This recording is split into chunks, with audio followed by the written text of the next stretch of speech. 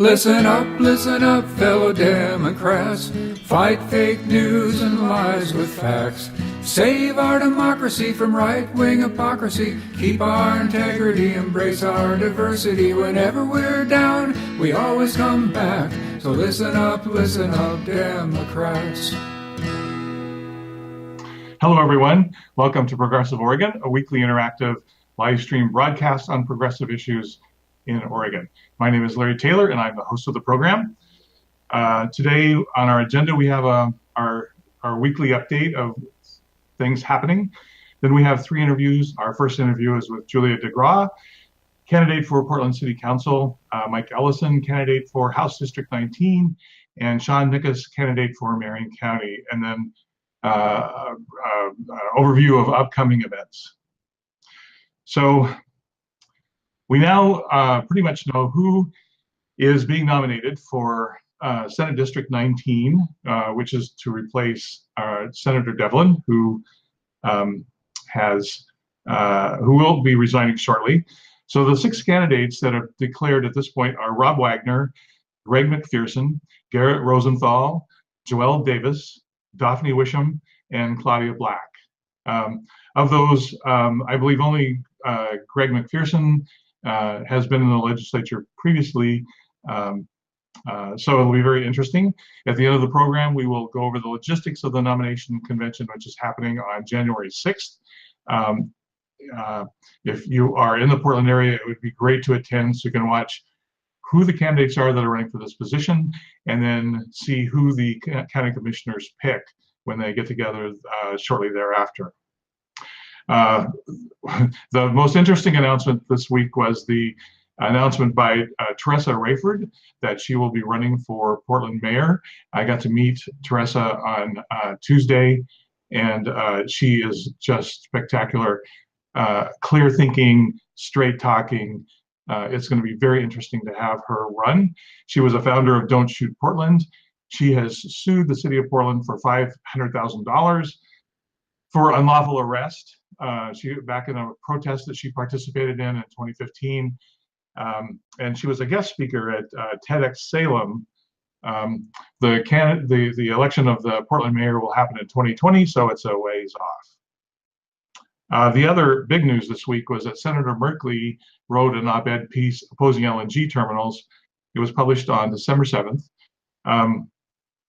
The title of the article was, "We can create infrastructure jobs without jeopardizing our future." Jeff Merkley has avoided taking a position on LNG for a number of years, as has the Governor Brown and Senator Ron Wyden. But he listed a couple of points about what has finally changed his mind to oppose it. He said, after 5 years, they are still holding over the heads of landowners the possibility of seizing land through eminent domain. As I have maintained from the beginning, it is unacceptable to use eminent domain, a power designed to accomplish critical public projects, to advance a foreign-owned private for-profit project. It is no longer true that LNG shipped to Asia would reduce pollution.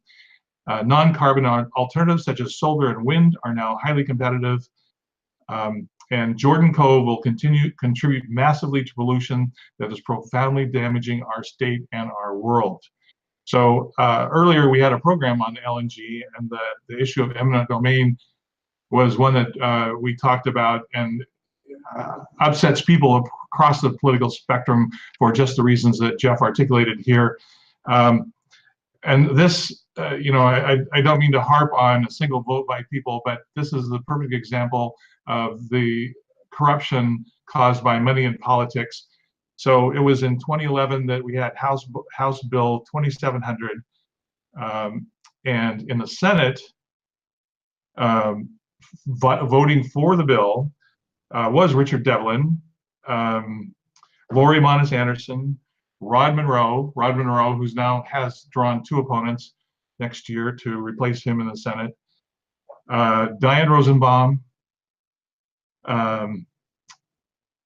and then voting no in the Senate was Jason Atkinson, a Republican, Alan Bates, who sadly is no longer with us. Suzanne Bonamici was in the Senate back then, and she voted no. Ted Ferrioli, who is the Republican from Eastern Oregon, voted no. We also had Betsy Johnson voting no because the LNG terminals were being placed in her district. The House vote, the people, the most notable Republicans voting for the bill was Saul Esquivel, who is now leading the Senate and will be replaced. Julie Parrish, who we believe will step up and run for Senate District 19, running against whoever we nominate on January 6th. And of course, our current Secretary of State, Dennis Richardson, voted for eminent domain. The Democrats who voted for eminent domain include Margaret Doherty, Sarah Gelser, Val Hoyle, who was then, I believe, Speaker of the House and is now candidate for Brad Avakian's seat as from the Bureau of Labor and Industries, House Speaker Tina Kotek, Tobias Reed, who is now the state treasurer, Arnie Roblin, whose district includes Jordan Cove, and of course Brad Witt voted for it, who's the representative in the area encompassing Columbia County, but back then he was the representative for Clatsop County. We want to thank the representatives that voted against us, which include Deborah Boone, the representative out here in Astoria, Brian Clem, Michael Dembrow, who is now a senator, Lou Frederick voted against it, Mary Nolan, who's no longer in the House, and then Jefferson Smith, who also no longer in the legislature. But thank you for voting against this vile piece of legislation.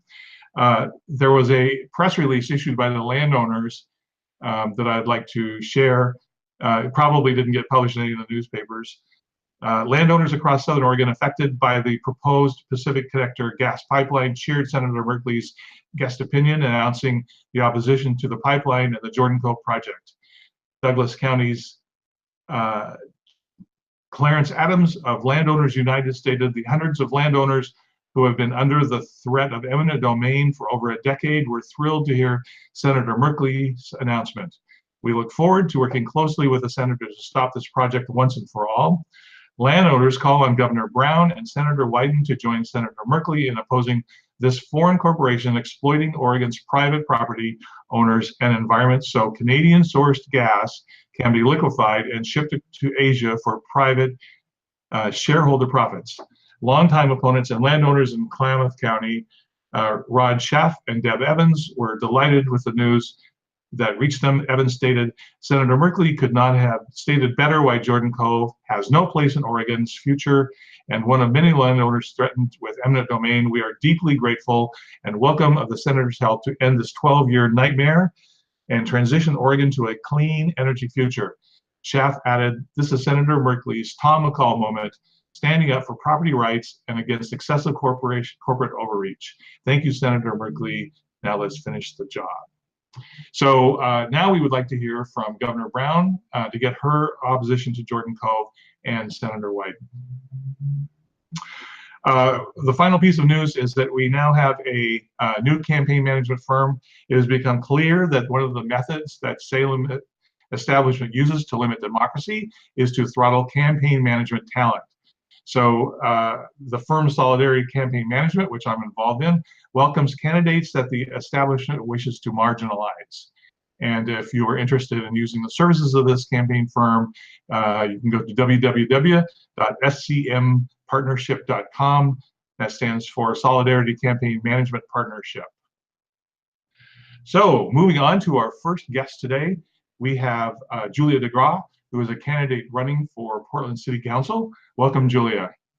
Hi, thank you for having me. Oh, well, thank you for being here. So tell us about yourself. What's your background and how did you get involved in politics and why are you running?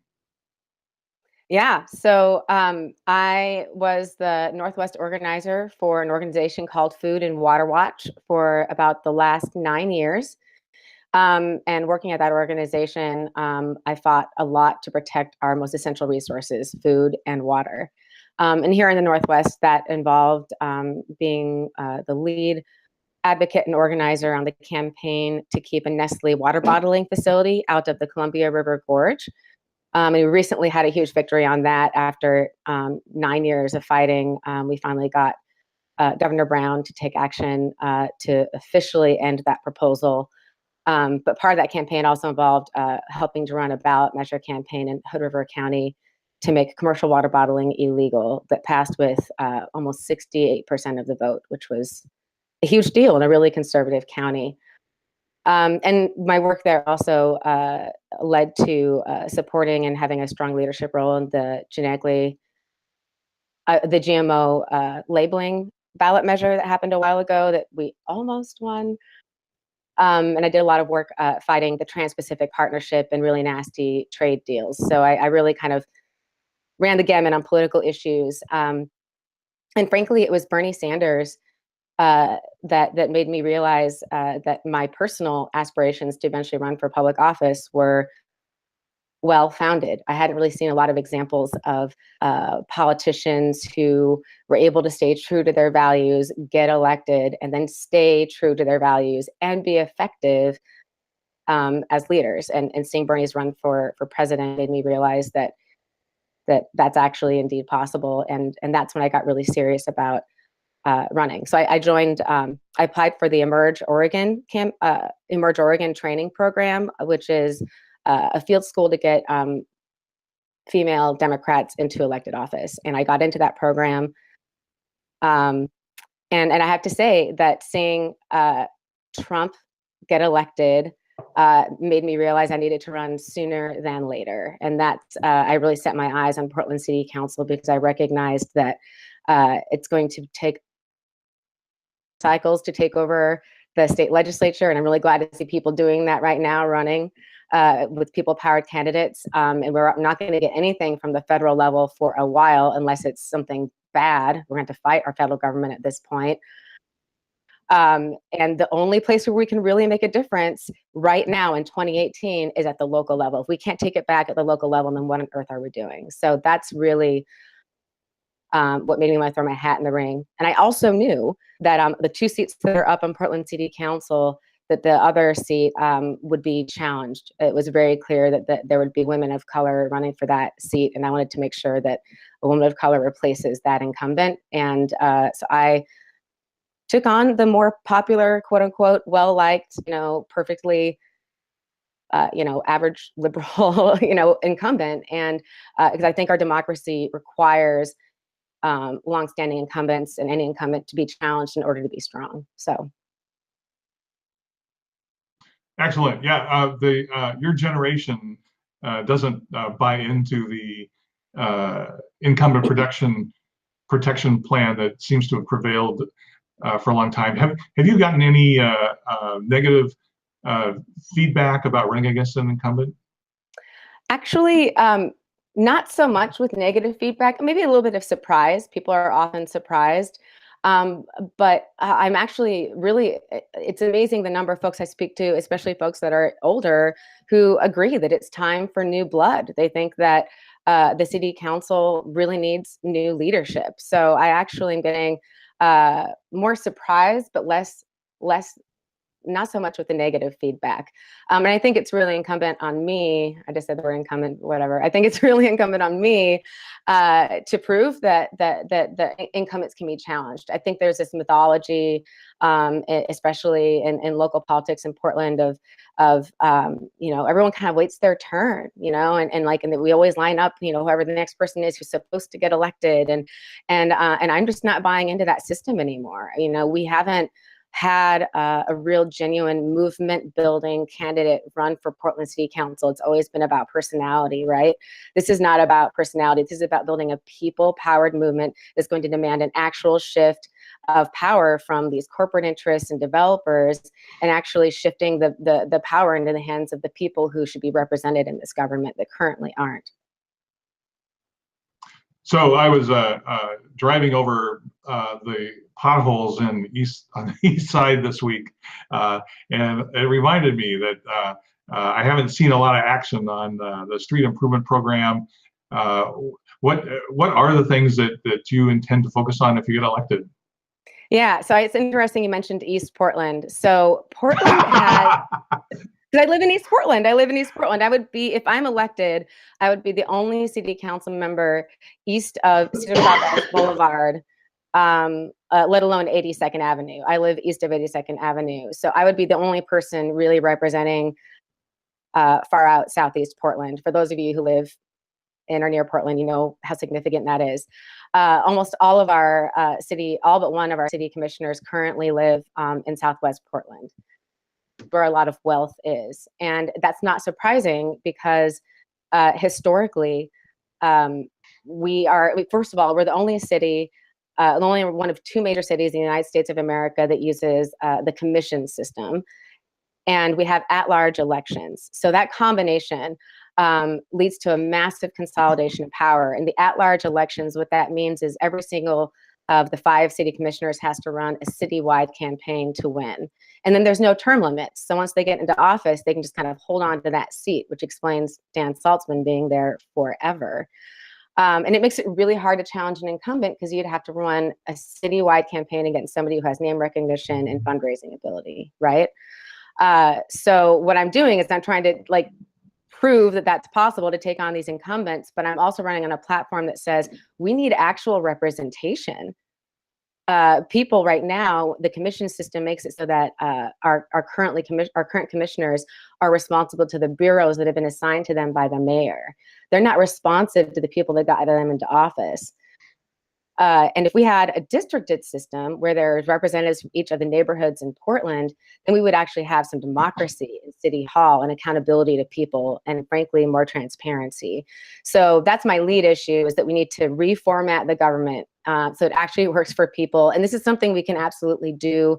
Other cities have done this recently to their benefit. Seattle has seen a lot of good things happen since they went to districting. And I think that Portland can do it in a way that's unique to Portland, so we can have a form of government that works for us, that engages the community in the process of developing what the structure should actually look like. And we should determine together what it is we want to see from a government, and then find a structure that works for us. And then the second big platform issue for me is working people. There's a huge affordability issue in this city. There's a housing crisis. And we kind of, and I think this is largely an outcome of the commission system. We view all of these problems like transportation and housing as separate issues, but they all kind of overlap with each other. And one of the major issues with affordability, and I would even argue the housing crisis, is that people who are living in the city and working in the city aren't getting paid a living wage. And that's ridiculous. We need to raise the bar for workers in the city. So that's another one of my major platform pieces, is being very pro-union and encouraging increasing the standard for workers who both work literally at the city and for workers who work within the city. That would be great if you could get an alliance within the city council to pass the tenants' rights laws that the legislature failed to pass this year. And there's a lot of work we need to be doing at the legislature in general. Like if you have a problem right now and it doesn't fall tidily, it's perfectly within one of the bureaus, then the city is not particularly good at responding to it. There's a lot of state laws that we need to change in order for the city to, implement, rent stabilization, right? And I think that if we had a more representative system, the city council would put a lot more resources into going down to Salem and getting what we need for our people. Have you researched what it will take to change the election of city councilors to be by district? Yeah, it's actually it would eventually have to go to a vote for sure, which is exciting. I think it should go to a vote. And there's one of two ways it can happen. I'm going to build a broad base of coalition throughout the city of Portland to demand this change. And if I'm elected, then I would work with fellow city council members who support it. And I know of at least 2 that would be open to this idea, who are currently sitting on council. And I'm hopefully whoever replaces Dan Saltzman will also be down for districting. And we could work with community groups. I would argue that we should form a committee with all of the community groups and leaders who have had input in the process up to that point to develop recommendations to the city. And then the city would develop a districted system that meets the expectations and follows the guidelines that the community provided. and then they would refer something to the ballot, and then we would all vote on it. If I don't get elected and there's not leadership in the city council to voluntarily restructure that way, I would form a committee anyway of those groups, because I'm an organizer by trade. I know how to do this, and we could refer it to the ballot from the people, right? Ideally, yes, it'd be wonderful to have the support of city council, but the goal of this campaign is we are building something that isn't going to go anywhere. Like, win or lose, we are going to change the structure of city politics in Portland. Excellent. I was just going to ask what we would do if you weren't elected, because I was talking with one of the candidates that's up for appointment to Senate District 19, and I asked the candidate if they would run for the seat if they weren't appointed. Because it would be elected next year anyway. And they go, oh no, I wouldn't run. I wouldn't run for election if I wasn't appointed, which I found was very frustrating, because we don't want to get another scenario where we have an unopposed candidate and people have no one to vote for when they get their ballot for the primary. Right. And this mythology that people won't show up to vote, like young people or whatever. And it's like, when was the last time we purposefully, recruited a candidate that spoke to their values and their issues, right? I think people will vote when they have someone worth showing up for. I'm trying to remember. Never. Right. I'm trying to,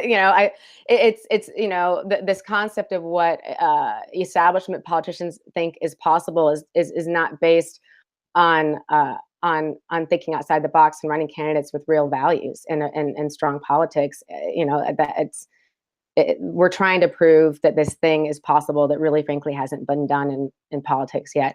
And also, I do want to mention real quick that part of the way I'm making it very clear about whose side I stand on is by not taking any corporate money. I'm taking no corporate money and no money from developers who kind of run the city at this point in time. The commission system is really easy for moneyed interests to have undue influence in. And I'm making it very clear that I will take no corporate money for this campaign.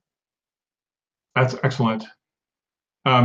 And so you must be emulating Bernie Sanders' model of many, many, many small donations? That's the goal, yep. And I'm also seeking support from unions. I will take money from unions.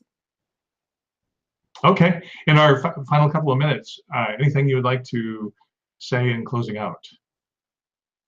Just simply that candidates like me are only going to be as successful as our grassroots base. So thank you so much for the opportunity to speak here. And I'm really excited about being part of this movement to shift the power structure of our politics into the hands of the people. It's about time.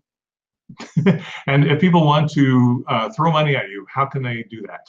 They should throw money at me, but in the appropriate ways. So they should go to my Facebook page, or excuse me, my website, which is www.julia4pdx.com. So number 4. So julia4pdx.com. And there's a donate button there. We're especially encouraging folks who maybe don't have a lot of money to donate monthly. It's a really effective way to make sure I have the ongoing support that I need to succeed. And we're obviously looking for volunteers and house party hosts and things like that as well. So you can find out all the information there and donate there. And also, real quick, I became a card-carrying member of the Democratic Socialists recently. And we're going to be doing a really exciting relaunch of the campaign with a strong, bold new messaging, because if you're going to take on a well-liked incumbent, you better be bold. So keep your eyes peeled for some really exciting new content. Great. And yes, just a reminder to everyone, you don't have to be rich to make a difference. As we learned in the last campaign, the people really need to buy their own representatives in government. Everyone else has bought them, and I just feel like no one is representing us when they get involved in legislation. So please support Julia and all the other candidates with small donations. And as she said, recurring donations are a great way to do it. We need to buy our government back. Julia, thank you so much for joining us this morning. I hear you have an event coming up today. Yes, yeah, I'm actually having just the team get together to come up with our strategy for the next month or two. So it's going to be very exciting. Excellent. Well, tell them all hello for us. Will do. Thank you. Bye-bye. Bye-bye. That was Julia McGraw running for Portland City Council. Next guest is Mike Ellison, who is a candidate running for House District 19, which is in Salem. Welcome, Mike. Good morning. So tell us about your background. How did you get involved, and why did it strike you to run for the legislature?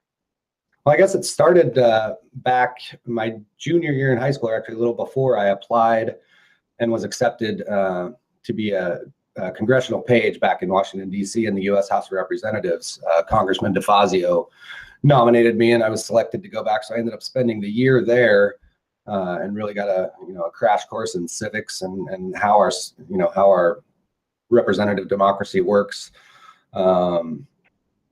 And it really sparked my interest in politics. And so after that, I became involved in a few campaigns here and there. And then, in my early 20s, I guess, life started to happen, and I kind of got out of the scene and wasn't real heavily involved or active until this last presidential election, when I, somebody that I had met as a junior in high school was around 20 some years later saying the exact same things, and I really admired it. So I got on board with the Bernie Sanders campaign, and through that got involved with the Democratic Party and started attending functions and meetings and joining caucuses and going to committee meetings, and from there this is how we ended up here. For employment, I've been a union electrician for almost 13 years. Towards the end of my apprenticeship in the union, I went back to college, went to Oregon Institute of Technology and earned my bachelor's degree in electrical engineering and my master's degree in renewable energy engineering, in order to be of more value in society, I guess you could say, and hope to have some effect on what we were going to do around climate change and how I could fix that, and really studied the economics of green energy. And so after I graduated, I thought that I would be entering into some sort of field where I could help there. But given the current situation and things like backing out of the Paris Climate Agreement and things along those lines, I realized maybe I could put that new knowledge to work in the Capitol and help with some legislation that will hopefully not only provide cleaner energy and protect our environment, but also move the economy in a direction that provides good, high-paying jobs for Oregonians. So is this your first political campaign you've run in? It is, yeah. And how's it going? First time. I think it's going well. We had a kickoff a couple weeks ago that was well attended, and I was very humbled by how excited people were to have a candidate in that district that was speaking about jobs and speaking about climate and other progressive issues. And the room was it definitely motivated me even further to flip this district that's been in Republican hands for over 2 decades, as long as I've been in Salem. So wow. And so is your district considered red, purple, or blue? I guess most would consider it red. I think the numbers have slowly crept towards purple.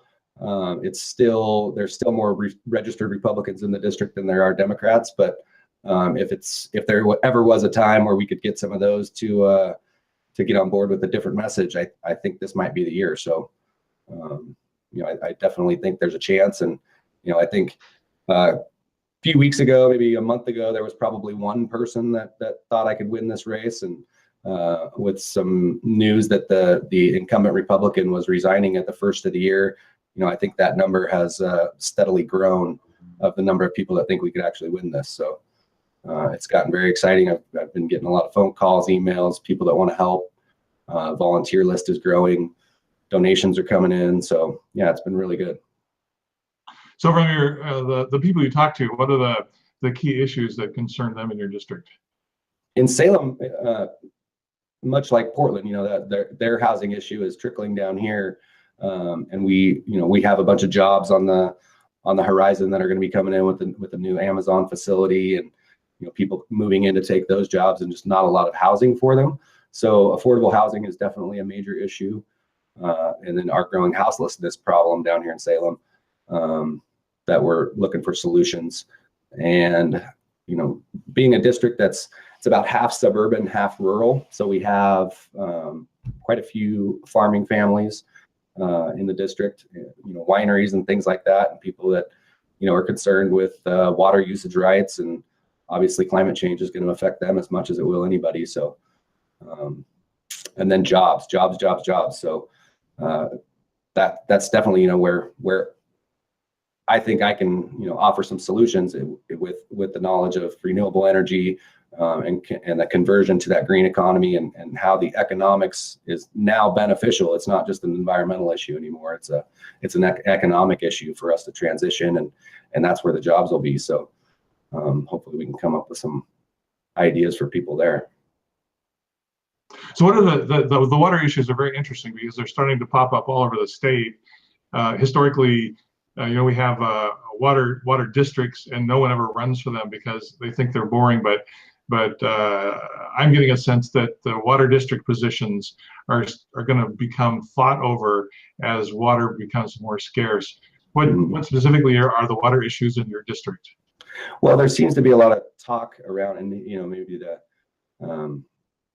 the next guest might be able to speak to the county issues involved with it a little more, but there seems to be some argument over whether or not people that are sourcing groundwater or irrigating from rivers and streams should meter that usage and pay for it.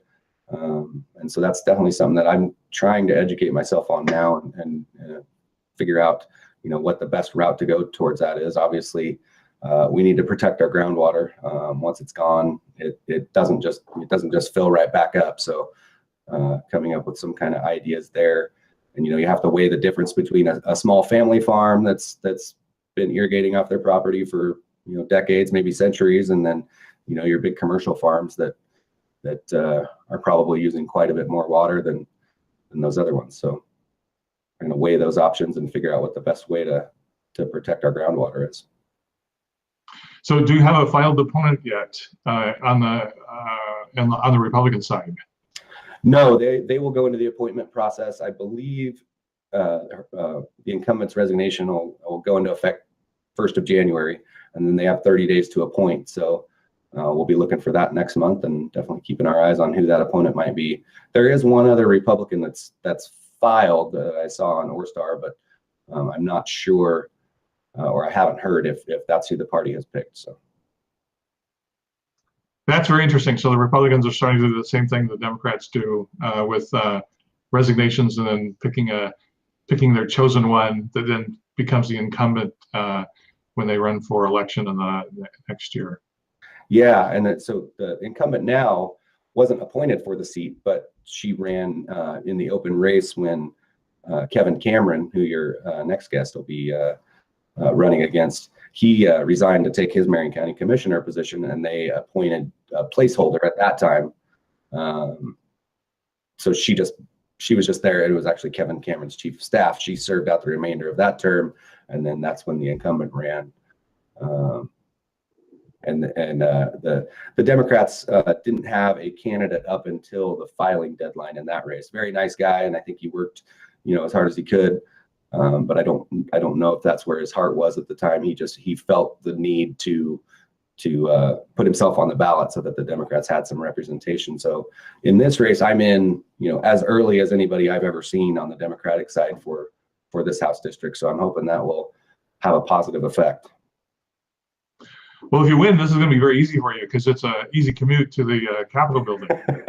Yeah, I've talked about that a couple times. How I don't know how I'd be able to do this if the Capitol wasn't 5 minutes away. You know, I have a full-time job. I have a family and a wife that relies on me to, you know, put food on the table and pay the bills. So, you know, I will be keeping my job, and when the House is in session, obviously I'll be taking that time off, but then going right back to work, you know, putting out estimates and managing projects for the electrical contractor I work for. So yeah, if it was somewhere out of town, or a long drive to get here. I don't think I'd be able to do it. So it is fortunate that I just happen to be in a district that's ripe for the picking and very close. So we've been studying parliamentary procedure, and we discovered this last year because we were watching the process of the national popular vote legislation work its way through Salem, and we found out that the legislature bases all of their parliamentary procedure on Mason's rules. Have you bought that book? And if so, can I borrow it sometime? Because it's $247. Wow. No, I have not bought that book yet. So I guess I have something new to study. We can't find it on Craigslist or something for cheaper. I haven't looked on Craigslist. It's not a bestseller. Yeah. Imagine that. And it's really thick. So everyone complains about Robert's Rules of Order, which is just under 1,000 pages. This one is like a regular sized book of very dense print. So I'm very interested in finding out how the underlying processes work. Because one of the complaints we hear about Salem is that it gets very chummy, and as we were listening, remember when Chris from Vermont joined us, he was talking about how he used parliamentary procedures to get things straightened out, and it wasn't exactly a popularity contest for him.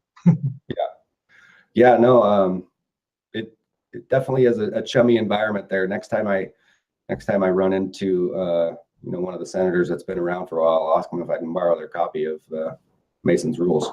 It would be interesting to poll how many have actually read it and are familiar with them. Yeah. Well, is there anything you'd like to say in closing about your candidacy? No, I would just invite people to check out the website, MikeEllisonForOregon.com, all spelled out. It's a little long, but it's easy to remember. So we're also on Facebook, starting to get a little more active on Twitter. I just picked up the first endorsement that I was really going after. I wanted it to be my first, which was the IBW Local 280, which is my union. My union endorsed me last week, and they are very excited and are going to put boots on the ground for me, and a lot of good things there. So yeah, just check out the website. I'll be very responsive to people. I believe in servant leadership. So the people I respond to and answer to, and I'll even ask questions of, will be the people in my district that will see my name on the ballot. And so I want to hear from them as much as possible. I want to meet with them as much as possible. So yeah, don't anybody out there that wants to reach out and contact me, I will respond, and we can have a dialogue, and that's how I think it should operate. So that's what I'm going to do. Anything else? Thank you to Progressive Oregon and Uphill Media. Really appreciate the opportunity. This is great for grassroots campaigns like mine, and if anybody out there watching wants to get involved or help out or has some kind of ideas, feel free to reach out. I really appreciate it. Cool. And if I'm Joe Citizen and I want to work on your campaign, I can find your email address on your website?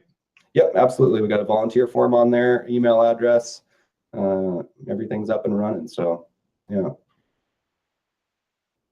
Well, excellent. Thank you so much for joining us this morning, Mike.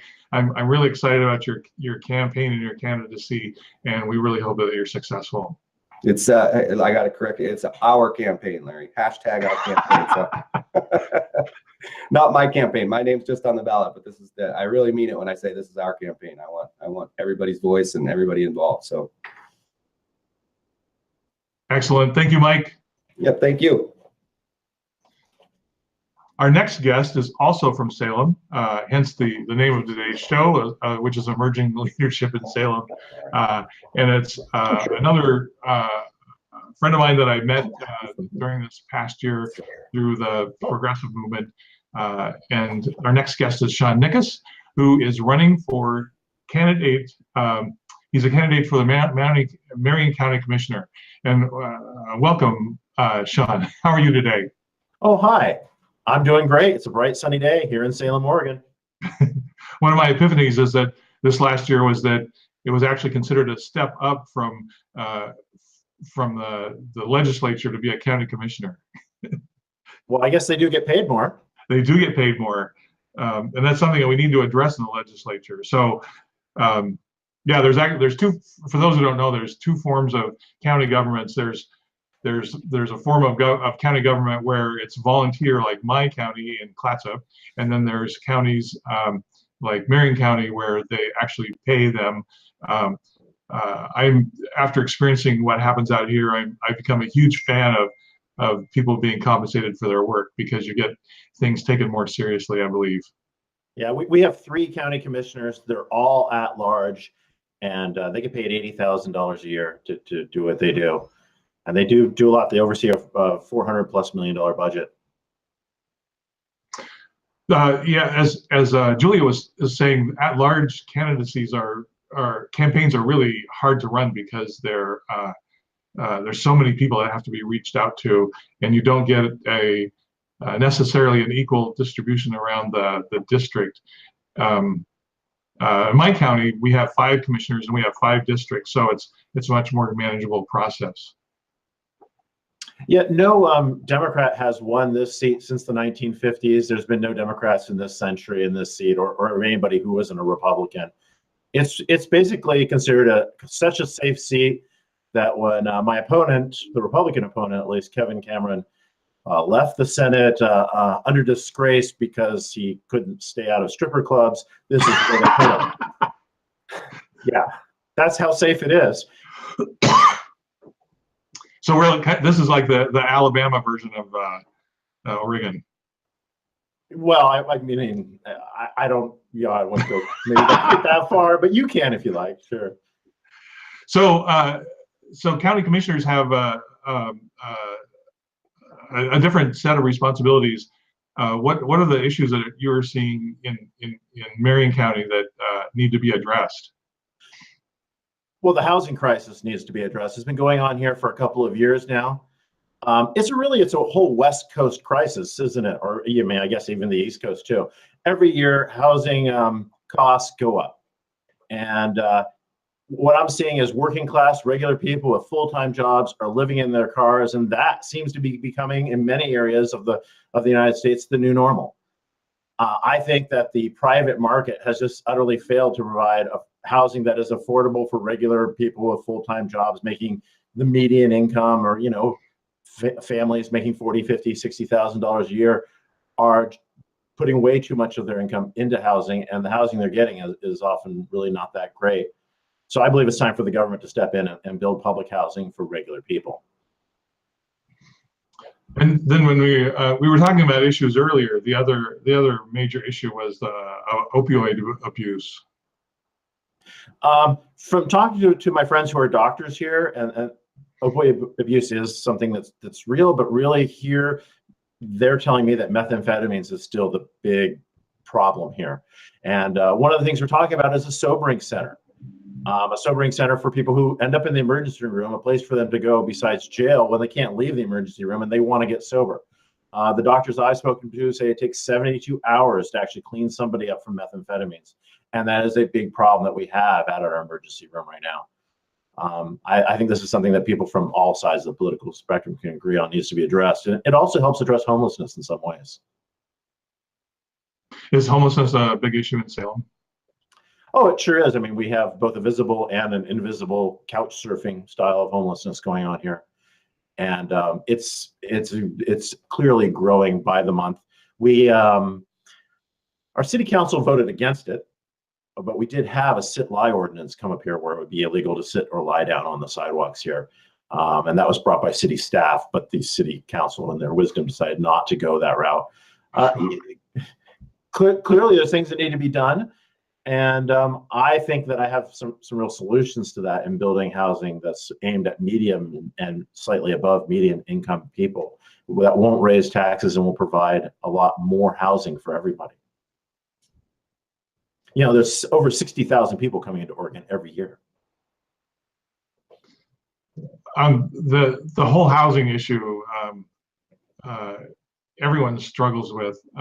And what would be great is if you were elected, is that you would be in Salem where you could have more frequent contact, because I'm sure the legislation that did not make it through the Senate this year will be coming up again.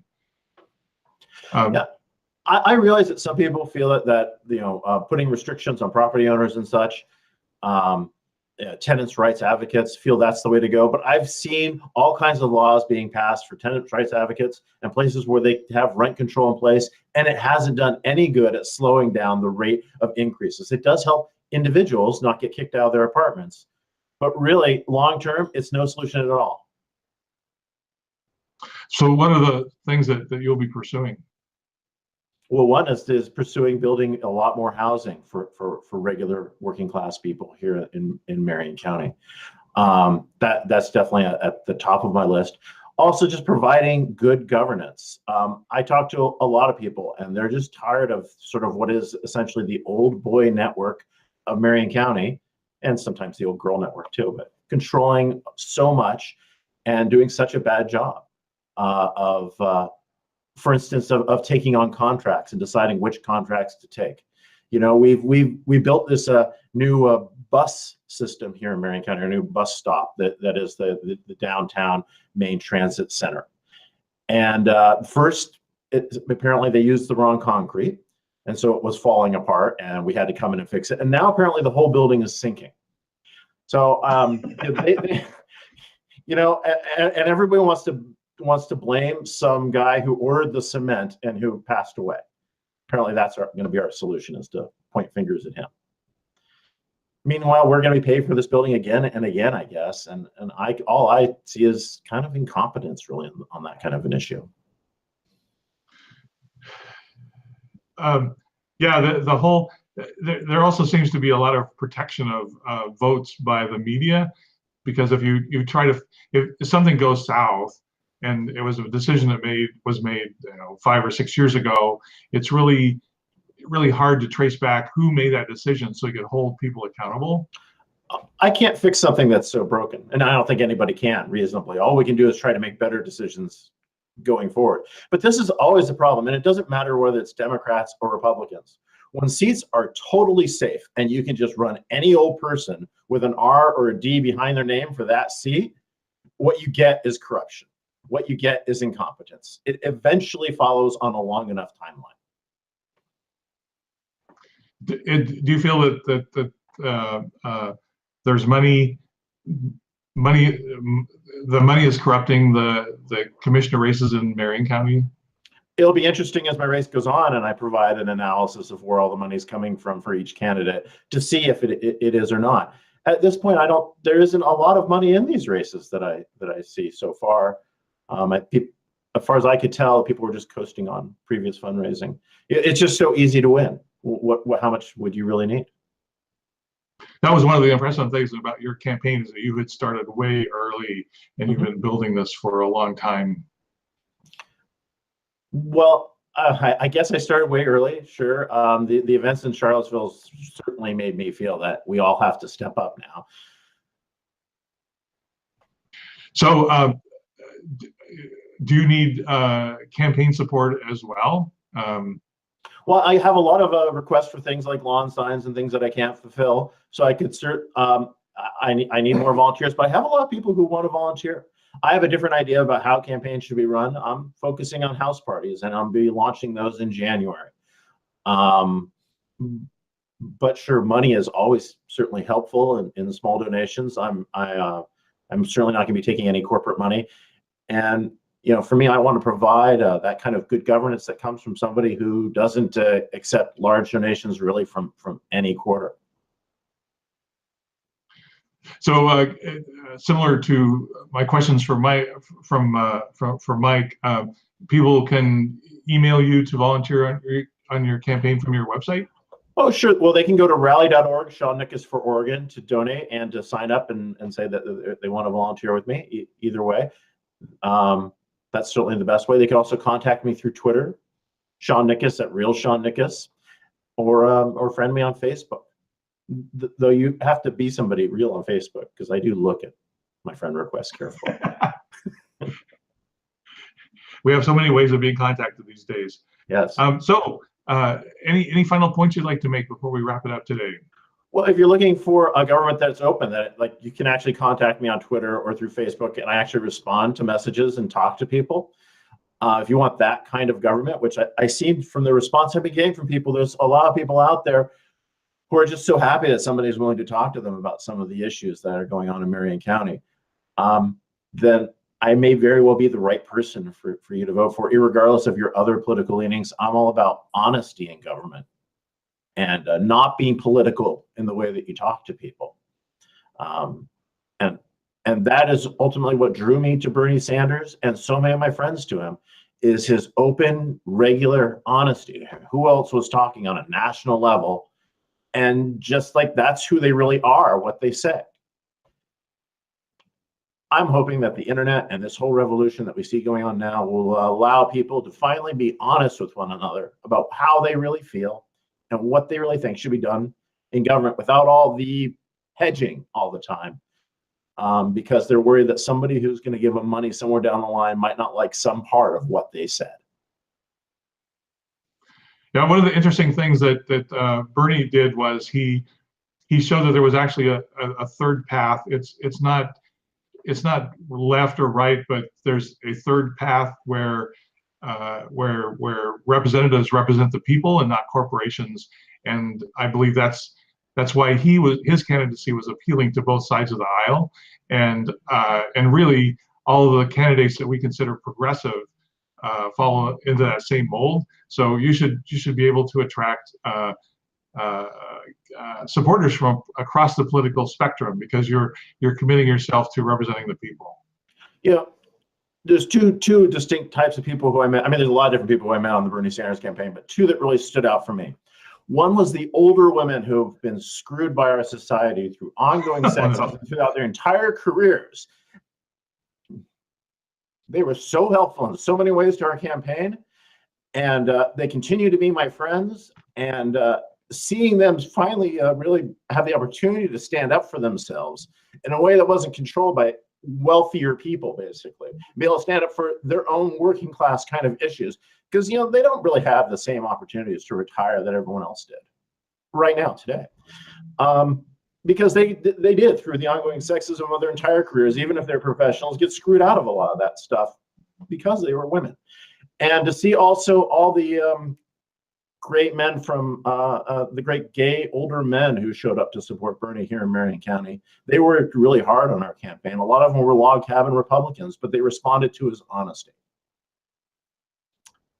So they're still here. They're still in Marion County, and they still want to work with us. But they don't want to work necessarily with all Democrats. Yeah. Well, thank you so much for joining us today, Sean. Sure, you're very welcome. I'm happy to be here anytime.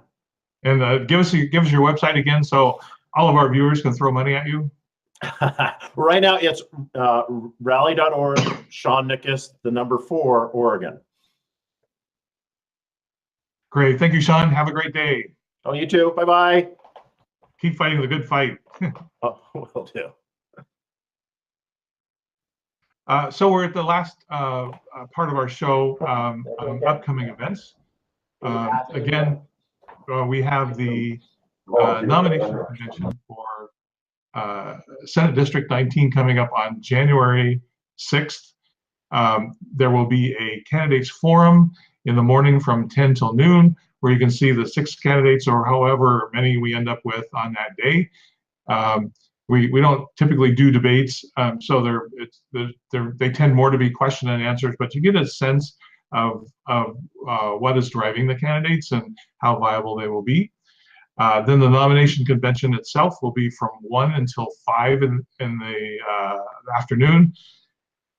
All appointed and elected precinct committee persons in Senate District 19 are eligible to participate. So there's going to be a huge number of people voting that day, and that's probably one of the reasons why they've allocated 4 hours for this, because the process is, the first thing they decide is how many candidates will be nominated and forwarded to the county commissioners, and that will be either 3, 4, or 5 candidates.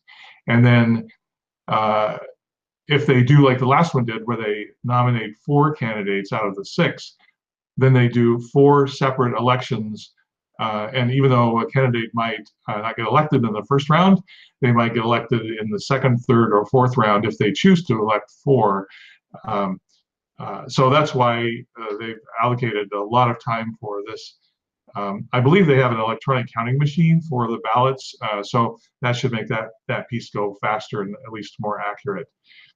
The event will be at the River Grove Elementary School at 5850 McEwen Road in Lake Oswego. And I would recommend that you get there early so you can get a good seat for the action.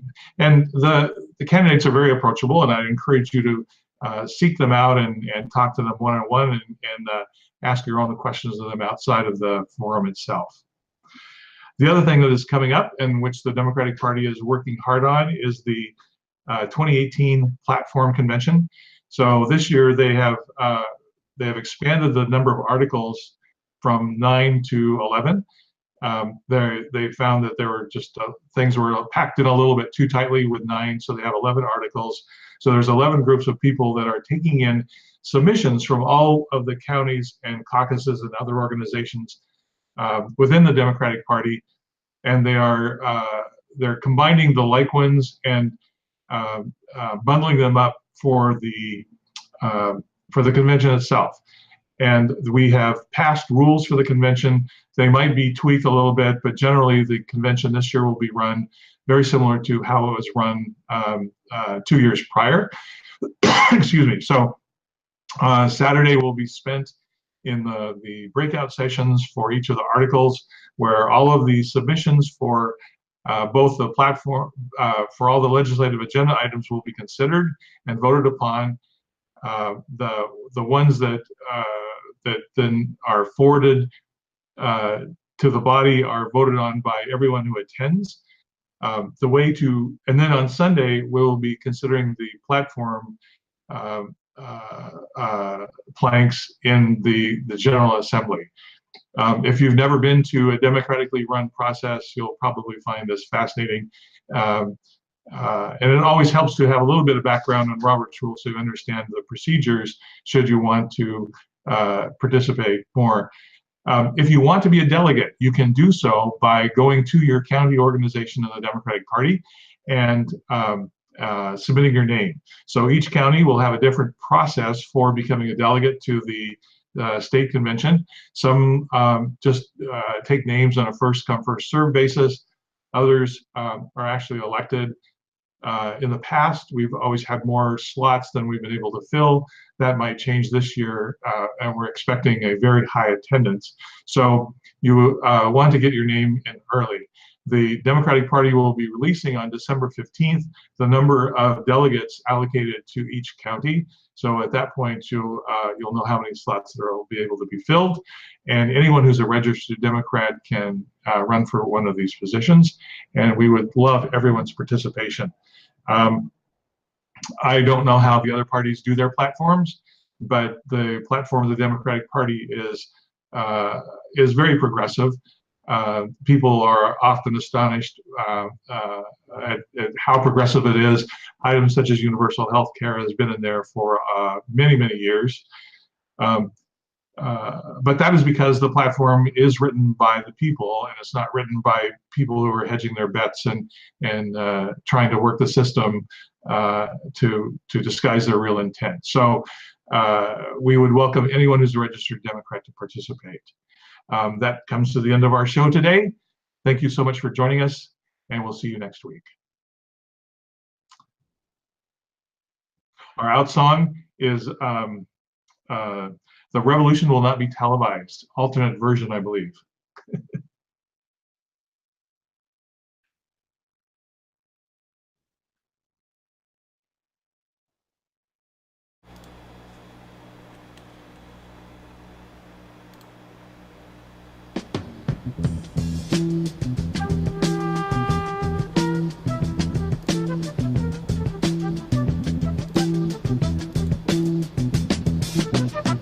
Not be able to stay home, brother. You will not be able to plug in, turn on, and cop out. You will not be able to lose yourself on Skag and skip out for beer during commercials because the revolution will not be televised. The revolution will not be televised. The revolution will not be brought to you by Xerox in 4 parts without commercial interruptions. The revolution will not show you pictures of Nixon blowing a bugle and leading a charge by John Mitchell, General Abrams, and Spyro Agnew to eat hog maws confiscated from a Harlem sanctuary. The revolution will not be televised. The revolution will not be brought to you by the Schaefer Award Theater and will not star Natalie Woods and Steve McQueen or Bullwinkle and Julia. The revolution will not give your mouth sex appeal. The revolution will not get rid of the nub. The revolution will not make you look 5 pounds thinner because the revolution will not be televised, brother.